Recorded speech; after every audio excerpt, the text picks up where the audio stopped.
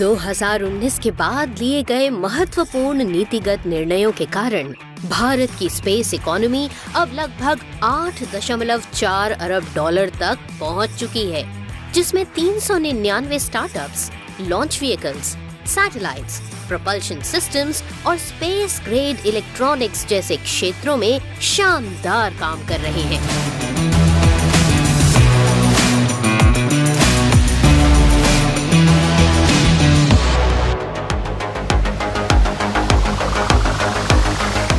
2014 के बाद प्रधानमंत्री नरेंद्र मोदी के नेतृत्व में भारत का स्पेस सेक्टर पूरी तरह से ट्रांसफॉर्म हो चुका है।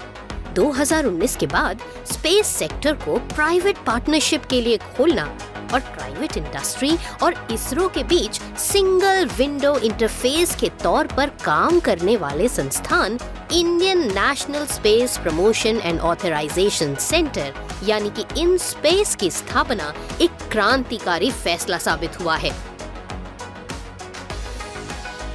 पहले स्पेस सेक्टर का मतलब ही होता था सरकार, लेकिन हमने पहले इस माइंडसेट को बदला और फिर स्पेस सेक्टर में इनोवेशन किए। सरकार, स्टार्टअप एक दूसरे से सहयोग और स्पेस का मंत्र दिया। ये नई सोच, नया मंत्र इसलिए जरूरी है क्योंकि भारत के लिए अब ये लीनियर इनोवेशन का समय नहीं है, ये समय एक्सपोनेंशियल इनोवेशन का है। सरकार के इन नीतिगत निर्णयों से स्पेस स्टार्टअप्स की संख्या जो कभी मात्र 1 अंक पर थी, अब वो बढ़कर 399 हो गई है। जो सेक्टर जो पहले आर्थिक रूप से बेहद मामूली था, अब उसकी वैल्यूएशन बढ़कर करीब 8.4 अरब डॉलर हो गई है और अगले 8 से 10 साल में उसके 4 से 5 गुना की बढ़ोतरी के साथ 40 से 45 अरब डॉलर तक पहुंचने की उम्मीद है। अब तक इसरो द्वारा लॉन्च किए गए 434 विदेशी सैटेलाइट्स में से 399 सैटेलाइट्स 2014 के बाद लॉन्च किए गए हैं।